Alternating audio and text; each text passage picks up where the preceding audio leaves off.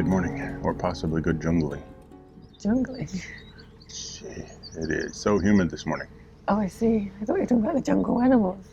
No, jeez. Yeah, well, we do have some overgrown grass over here, so it's an attempt to grow a jungle. George is currently Stalking. He looks so cute. Yeah, he's just chewing at some grass. Yeah, it's quite early, but not early as Michael wanted. No, I'd have gone before the sun came up. Frankly. God, it's hot. It's the high humidity thing. I'm not complaining. It's just that for such a switch over a week, Yeah. it feels like I'm eroding because of the significant change from very cold and dry to warm and very wet. Well, moist wet, Rain. Not rain. Rain would be nice. It feels like it's that edge of thunderstorm sort of feeling where it's like the humidity has gone up so high that it feels like it's going to crack and start raining. And in fact, the forecast yesterday was for rain tomorrow and possibly thunder. Which would be nice. Yeah. So we're at the junction of the Great Ouse and the Little Ouse. I think the Little Ouse is also called Brandon Creek. At least a portion of it is, yeah. So we'll be turning down there. It's just behind us. And hopefully heading to Brandon Lock, which is the one place on the whole network, on the whole integrated network, where you need a boat shorter than, I think it's 45 foot. Mm-hmm. So the general advice is, if you want to go everywhere, go to 57 foot, which is what we did. But that's everywhere but Brandon Lock. If you really want to go everywhere, you need a 45. And we decided on the extra. Yeah. The extra 13 feet. 12 feet. Yeah, to be fair to our past selves, you get maybe about 600 meters to a kilometer, maybe a couple of kilometers beyond there, before it thins out too much and hits the end of navigation, and you can't go any further anyway. You don't get much more. Yeah. So it was a good decision.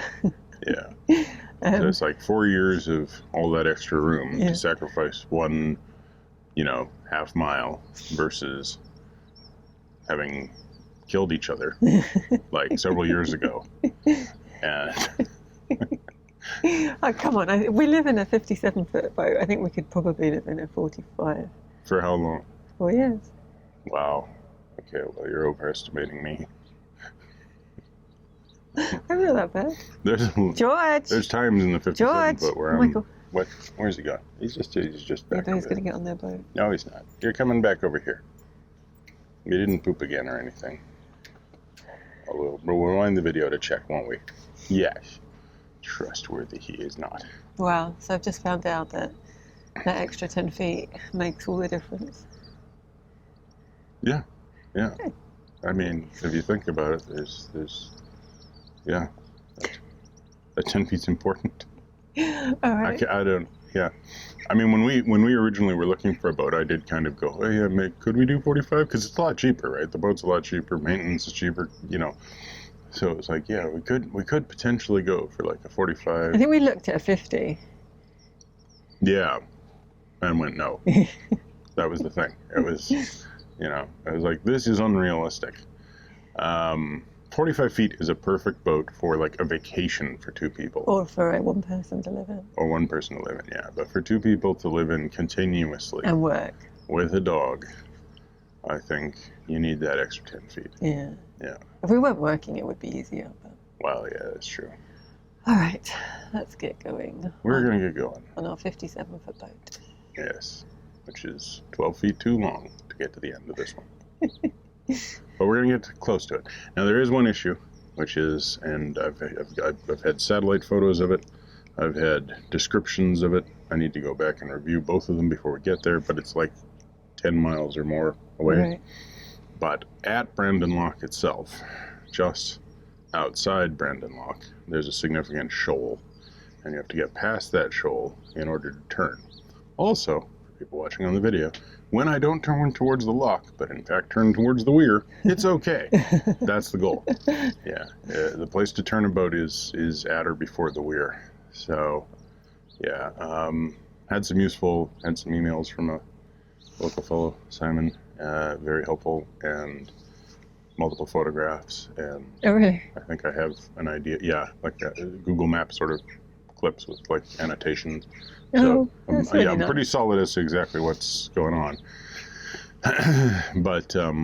But yeah, if we cram right into the shoal, we'll know about it because we'll stop before Will it we be get like to the turn. the wash? Probably a little more abrupt. It's a week since we did the wash. Yeah. And what a week. Let's go. Okay. George is sitting right there. And he's all like, I am an unsuspecting puppy. We can just see his face. Yeah, it's so cute.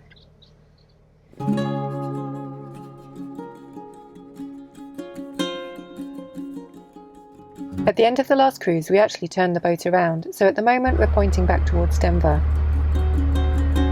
We're moored on the River Great Ouse right by the junction with the Little Ouse, so the turn arrives almost immediately.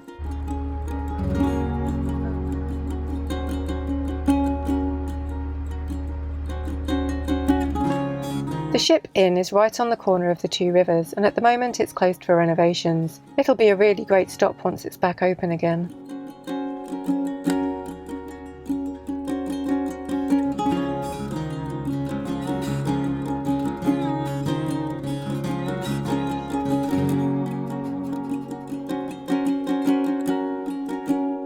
At the junction, the A10 passes over the river, and then there's a long line of permanent moorings on both sides of the navigation. Appropriately, they're called the Little Ouse moorings.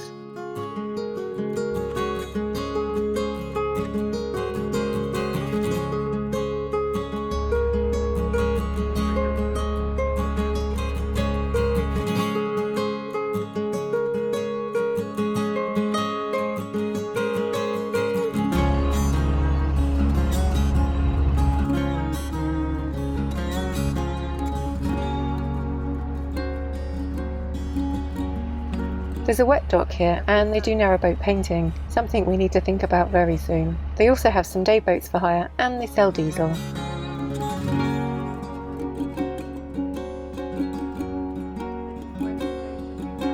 The Little Ouse is 37 miles long, and it's navigable for the next 13 miles to Brandon. Until the 1890s, you could navigate a further 10 miles to Thetford.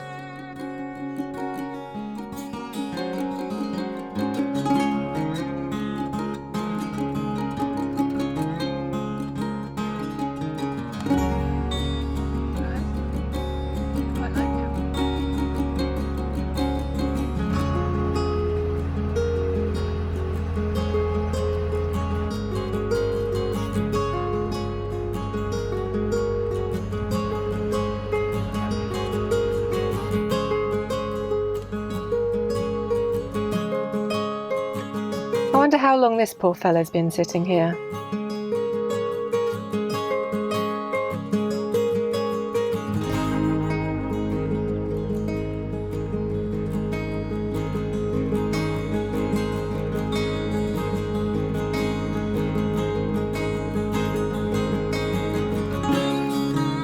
This little bridge hit the news last year as residents were being asked to pay an annual fee to use it. The private owner said the money was for maintenance costs. I'm not sure what the outcome was though.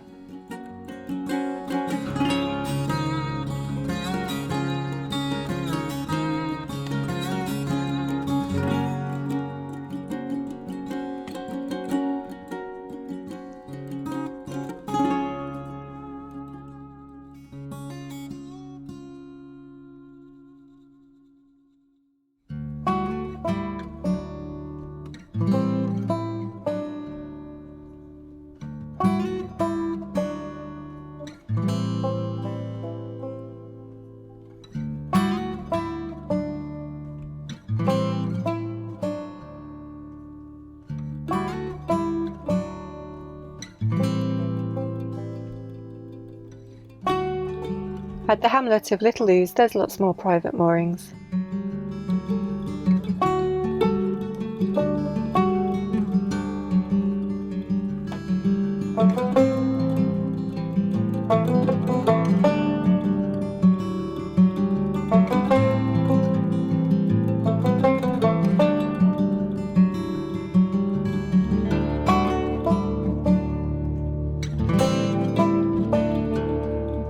The weather's turned pretty hazy, and now there's a nice breeze blowing across the water.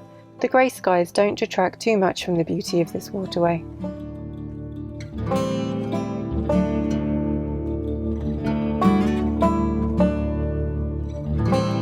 crumbling building we've just passed is the old Waterman's Arms at Redmere. It closed in 1956. It looks like it's barely standing now, but it's done well to have stayed upright this long.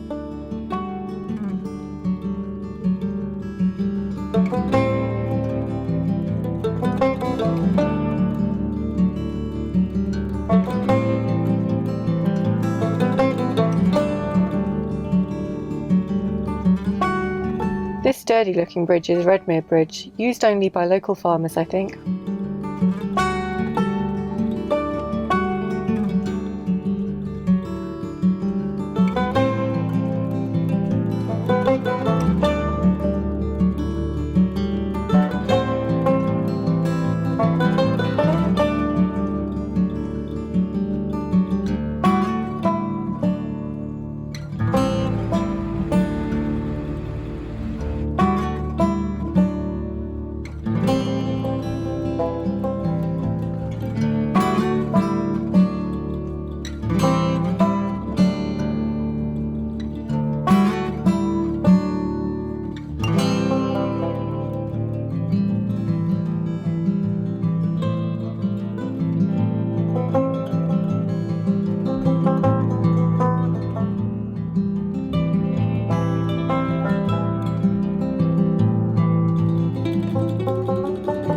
This old wharf has seen better days. I think there was a hire boat base here at one time.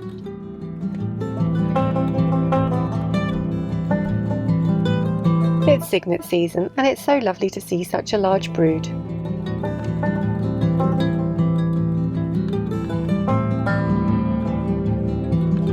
This river is simply spectacular, and we haven't seen another moving boat all day. We really do feel like we've got this navigation to ourselves. In fact, it feels like there isn't another person for miles. If you like remote cruising, then the Little Ouse is a must.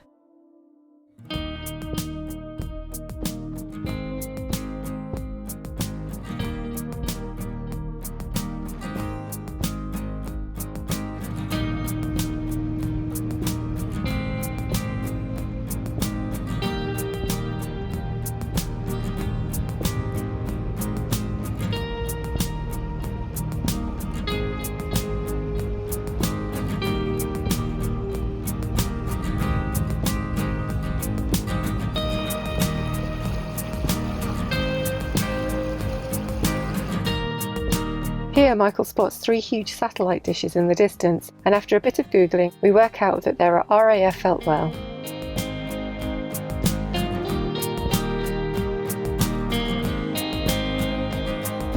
And then we spy the familiar blue signs indicating a Great Ouse Boating Association mooring.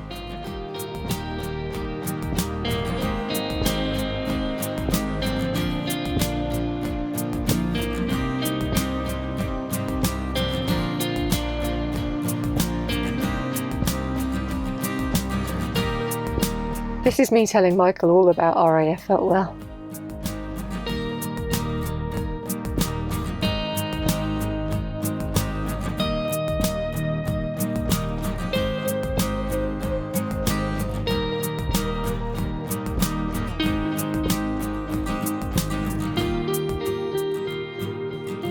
The hazy skies and my smudge lens aren't doing this river justice. It's simply stunning along here.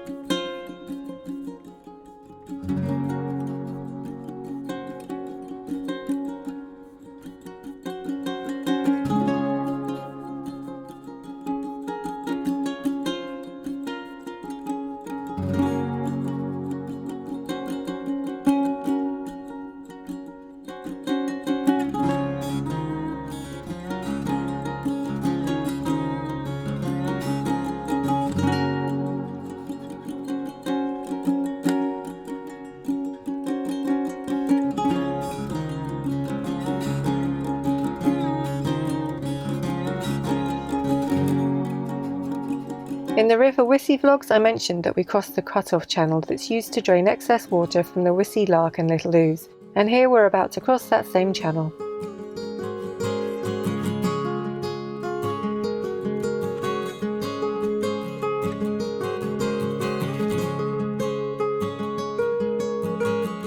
When there's strong flow on the river, these sluices close the navigation and water's diverted to the cut-off channel below. Thankfully, the flow is normal today and they're open for us.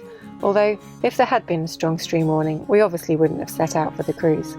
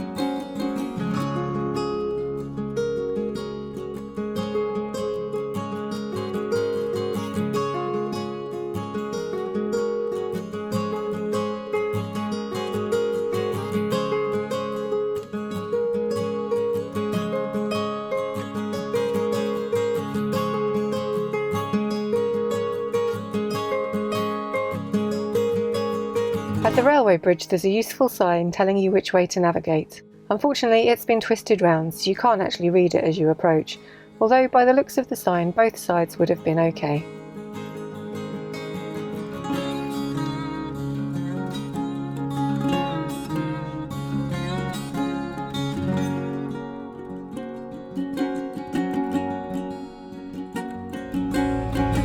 So I think we're nearly there. We're coming up to the lock now, and me and George have come to sit at the front because obviously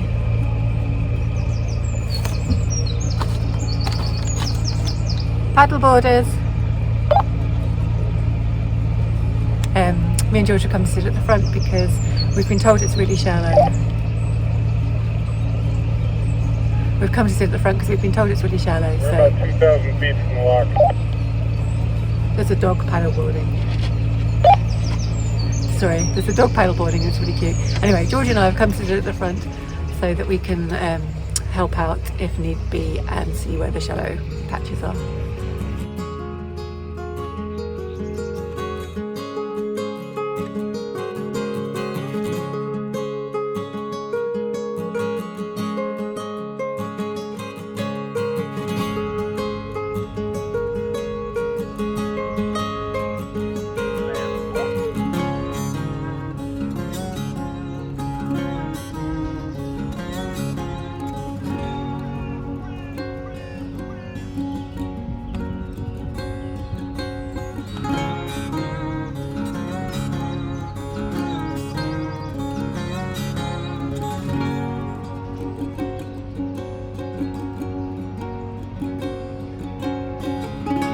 Really shallow on the left now, but you're fine, you're fine, you're fine.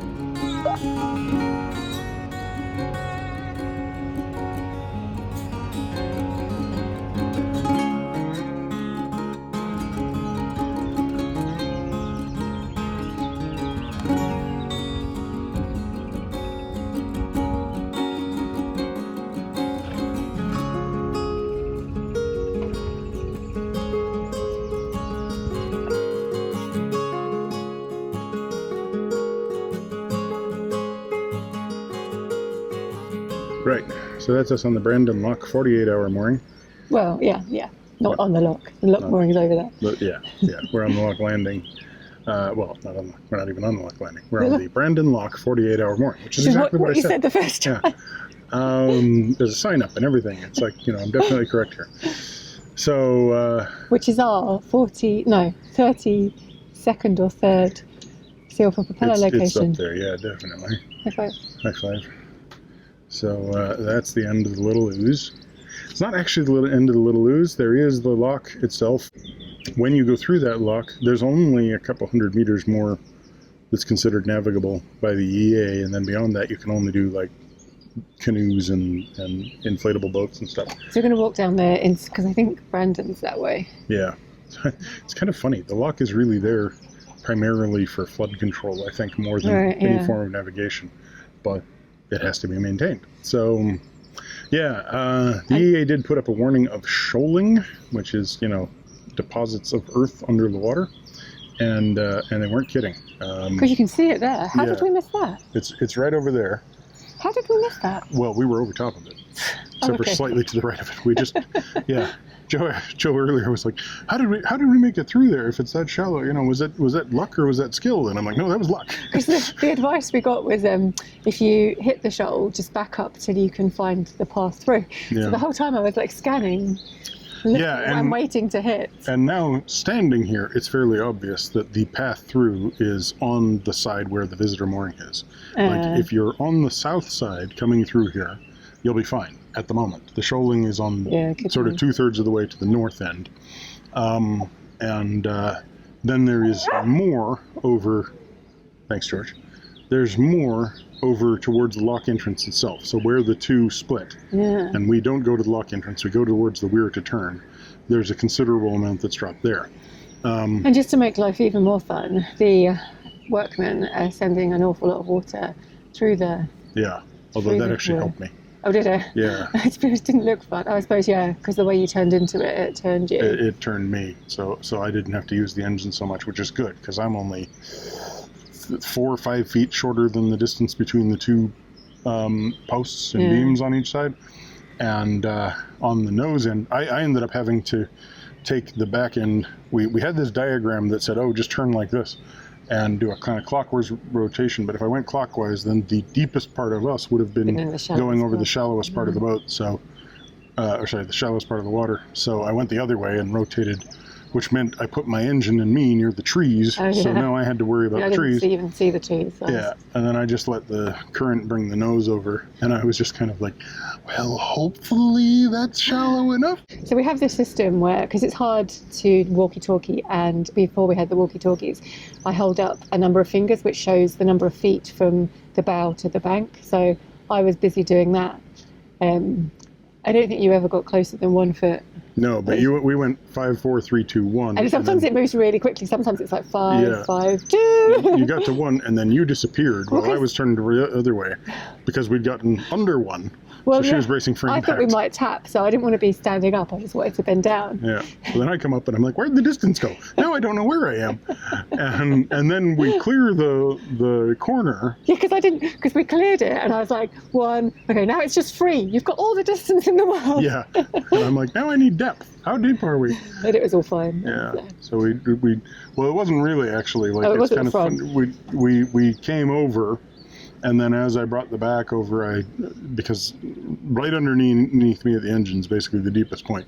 And as I brought us over to point over this way, I started scraping on the rear on the leg. But the front was fine the whole time. Yeah. Anyway, it made an interesting end to the cruise. It certainly did. And then we moored up over here, and there were these swans kind of tucked in a little corner, and we were both afraid that there was a nest because there was babies. Yeah, so I couldn't let George off like I usually would, because...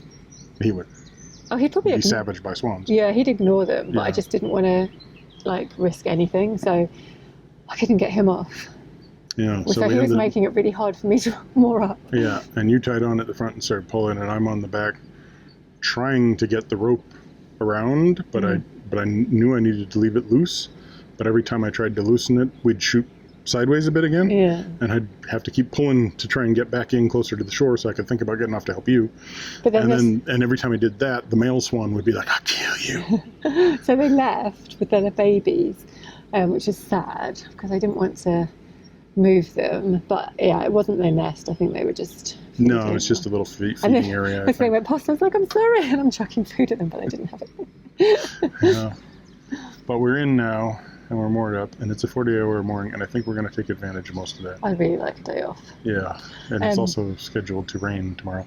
The temperature we were complaining about earlier has gone down quite a bit as the cloud covers come in. Well, for me, it was quite cool the whole way because I was feeling the breeze. It's only once we've stopped that I feel it again, but it's really muggy. But yeah, the breeze was just lovely. There was insufficient breeze to cool me down. But optimal breeze for me. It was an interesting trip. We saw a bunch of cattle. Bunch of old buildings. Yeah, that's a swell. Not much else except for green. Yeah. A couple of F-35 airplanes off in one corner, and a radomes off in another corner. So, yeah. It's been an interesting trip. Yeah. But we're done now. That's it. Silver Propeller Challenge finished. Us asleep soon. After walk, Aldi, go. Asda? One of the two. One of the A shops. He always gets the two mixed up. I get the A shops mixed up. Yeah, they're so different. Yeah. And there's a major Air Force base near here that's run by the U.S. Air Force, so there's apparently more American accents here than British. It's a boat. Yes. Using the lock. We'll take a video of that after I do this. Thumbs up. Give us a thumbs thanks for watching. Give us a thumbs up. So, nope. Thanks for watching. Give us a thumbs up. Click. What am I doing? So thanks for watching. Hope you enjoyed the video. If you did, give it a thumbs up, comment down below, subscribe to the channel if you haven't already, subscribe to minimalList maximal velocity for our time-lapse videos, and hit the bell because you might get some notifications. Eventually.